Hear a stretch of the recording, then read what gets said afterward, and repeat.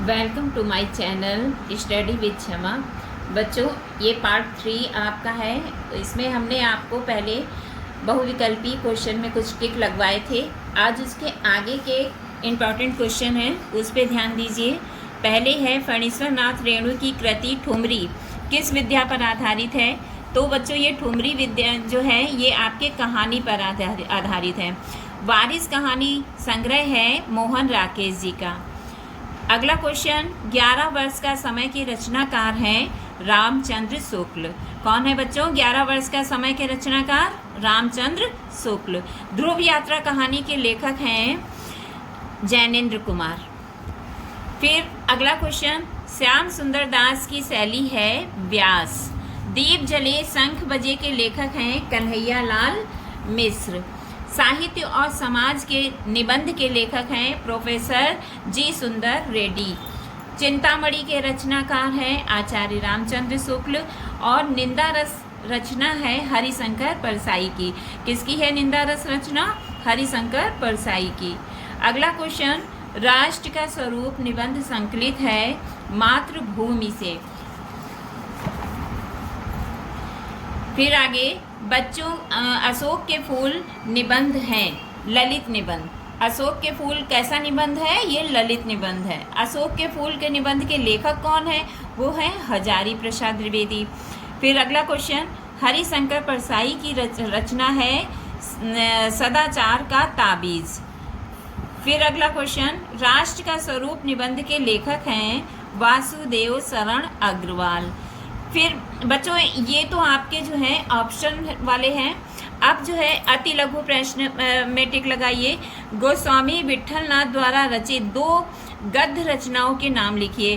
तो विट्ठल द्वारा रचित गद्य रचनाएं हैं सिंगार रस मंडल और यमुनाष्टक। फिर दूसरा क्वेश्चन, खड़ी बोली की प्रथम गद्य रचना किसे माना जाता है?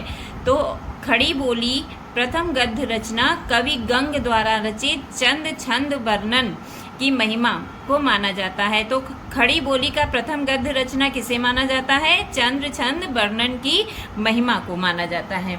राजा राम मोहन राय द्वारा संपादित पत्र कौन सा है? तो बंगदूत पत्र राजा राम मोहन राय द्वारा संपादित पत्र है। ठीक है। अगला क्वेश्चन बच्चों, महावीर प्रसाद द्विवेदी की 4 रचनाएं बताइए। तो संपत्ति शास्त्र और रसज्ञ रंजन कवि और कविता एवं आत्मनिवेदन महावीर प्रसाद की द्विवेदी की रचनाएं हैं।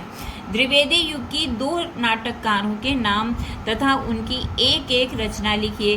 द्विवेदी युग के 2 नाटककारों में राधाचरण गोस्वामी तथा वृंदावन लाल वर्मा प्रमुख हैं।